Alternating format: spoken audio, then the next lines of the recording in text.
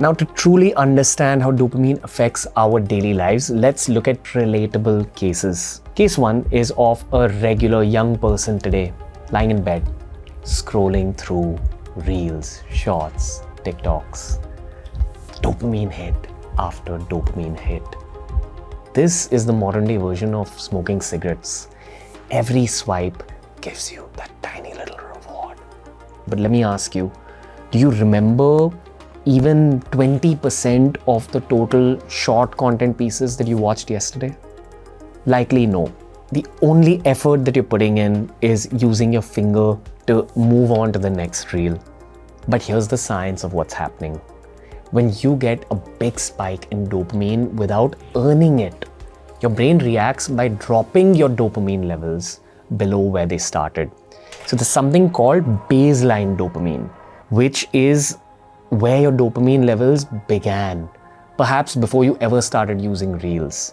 Every time you consume a reel that you like, of course you're getting a dopamine spike. But once that spike of dopamine settles down, your baseline dopamine doesn't stay where it was, it goes a little lower, and you end up feeling like crap. You end up feeling demotivated. That's that headache you get after using short content for that long. And this is one of the basic points that you need to understand about dopamine before we move forward. That an excess of anything can drop the dopamine levels in your bloodstream and can basically leave you feeling like crap. This is what we call a dopamine crash. The higher the high, the deeper the crash. And that crash can last for hours or even days, depending on how intense the stimulation was. Imagine that this is your bloodstream. This is your dopamine reserve in your bloodstream. Currently, you're feeling fresh. Your dopamine levels are regulated. But if you try getting yourself intoxicated, or you try enjoying yourself, or if you wish to give some energy to your work, if you want to do something productive, in both cases, your dopamine system releases some dopamine into your bloodstream. Now, clearly, the levels of dopamine that are available in your body are lesser because some of it has already gone to your bloodstream. So this glass needs time to be refilled. The higher the degree of indulgence or hustle, the longer it'll take for your dopamine levels to get regulated. We use the reels example to explain it from a daily life perspective, but all forms of addiction that leave you feeling like crap work in the same manner. The worst part of being in that low phase with lower levels of dopamine is that your brain craves more dopamine when there's a lack of it in your bloodstream. So you pull out your phone again, you start scrolling again, you open up that pack of cigarettes again, you roll a joint again, you eat junk again, but each time you do that, you're digging a deeper hole for yourself. Because eventually, every drop in dopamine is going to be lower than the previous drop. The game is all about fixing these drops in dopamine. You have to start earning your dopamine again through effort, not shortcuts. And that's the core of every successful person in the world. They focus on the slow release of dopamine over the course of a 24-hour period or over the course of 25 years of human life. The issue isn't with dopamine itself, but it's with your relationship with dopamine. Overstimulation leads to depletion. That's a misuse of our dopamine circuitry. It's ignoring the fact that dopamine is not infinite in its availability.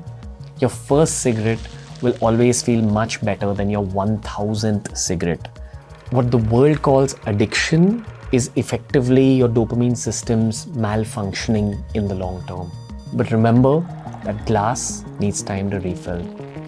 There's a reservoir of dopamine in your body, and it can be depleted, but it can also be replenished.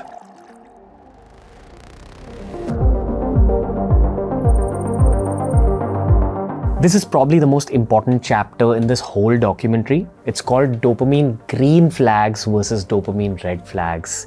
Your decisions can either fix your dopamine system or abuse it, and in the long term end up abusing your health.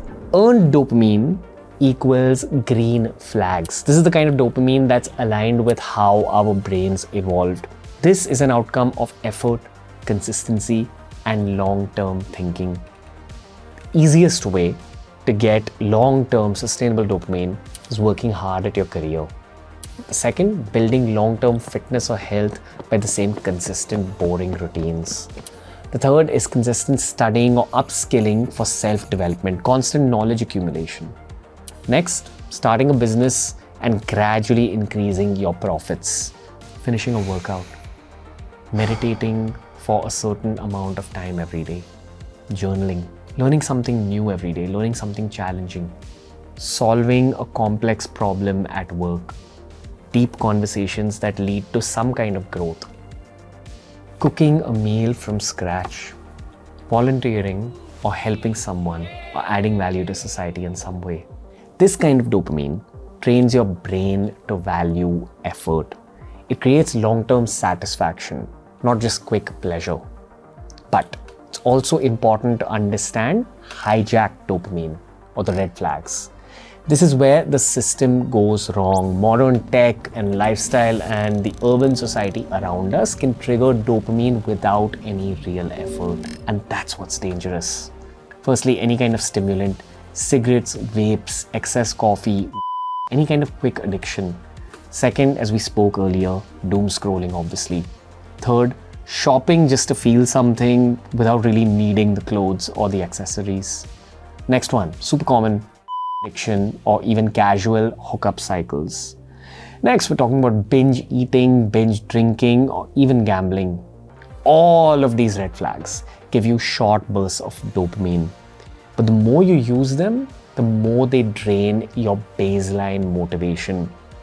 Eventually, nothing feels exciting anymore. And here's the brutal truth. Your life is a sum total of which dopamine side you choose to live on. You can train your brain to chase things that actually improve your life.